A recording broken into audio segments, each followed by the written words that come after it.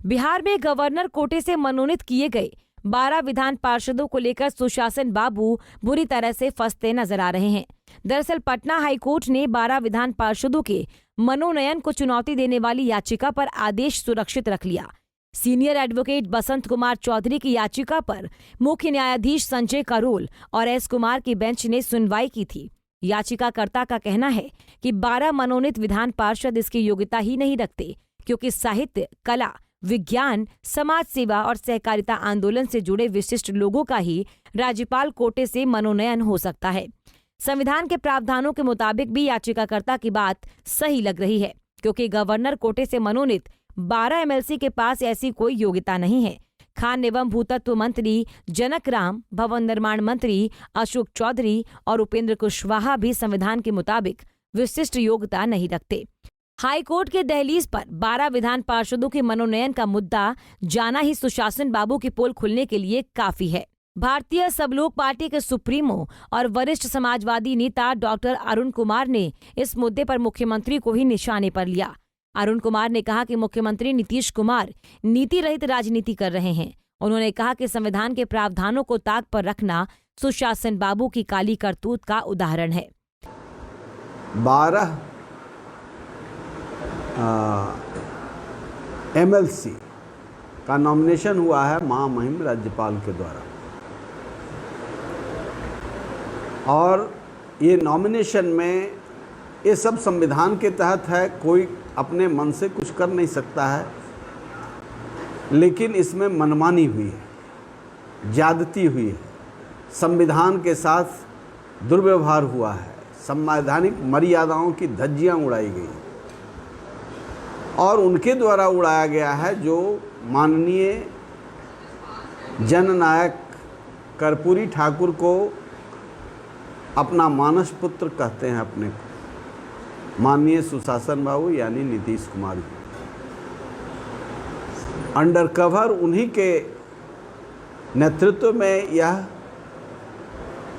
काली करतूत की गई है। वहीं डॉक्टर अरुण कुमार ने कहा कि संविधान के प्रावधानों के मुताबिक इस तरह के 12 नेता गवर्नर कोटे से एमएलसी चुने जाने लायक नहीं हैं। हमारे के यहाँ बिल्कुल स्पष्ट किया हुआ है। 175/5 जो संविधान का धारा है, गवर्नर से महामहिम राज्यपाल द्वारा नामित करने की विधा का, उसमें ये 12 सीट जो है नॉमिनेशन का, ये स्पष्ट तौर पर 12 का 12 अपने अपने क्षेत्र में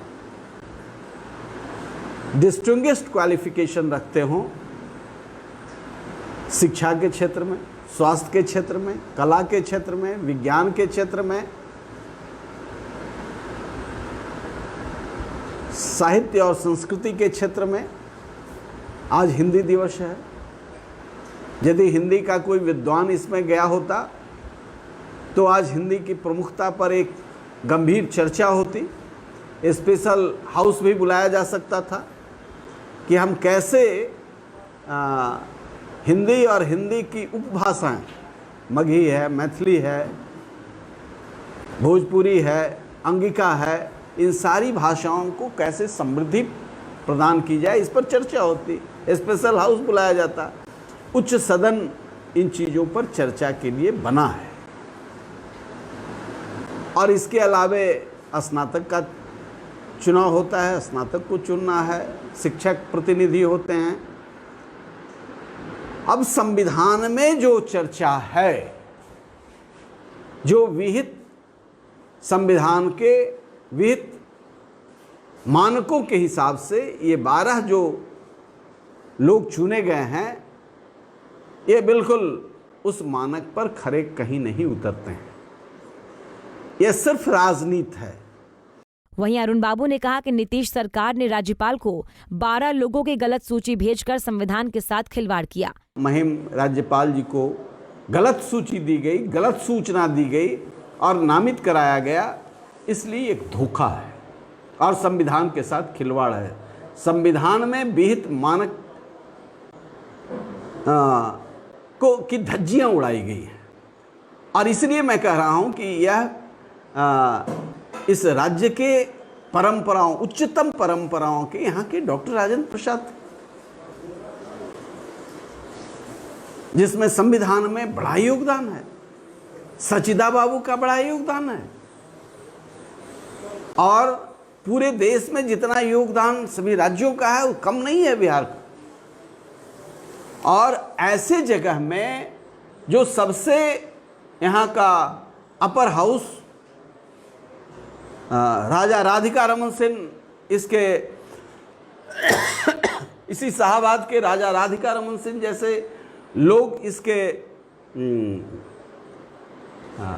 अध्यक्ष रहे हैं इस उच्च हाउस का, तो इसमें ऐसे इस तरीके से संविधान के मानकों को खंडित नहीं किया जाना चाहिए। इस बेहद संवेदनशील मामले में हाईकोर्ट ने अगर 12 एमएलसी के मनोनयन को गलत करार दे दिया तो नीतीश सरकार की बुरी तरह से फजीहत होनी तय है। हालांकि सामान्य जानकारी रखने वाले नागरिक भी इस लिस्ट को देखकर हैरान थे, क्योंकि कलाकार, वैज्ञानिक, समाज सेवक और सहकारिता आंदोलन से 12 नेताओं का दूर दूर तक कोई संबंध ही नहीं था। पंजाब केसरी टीवी के लिए पटना से संजीव कुमार की रिपोर्ट।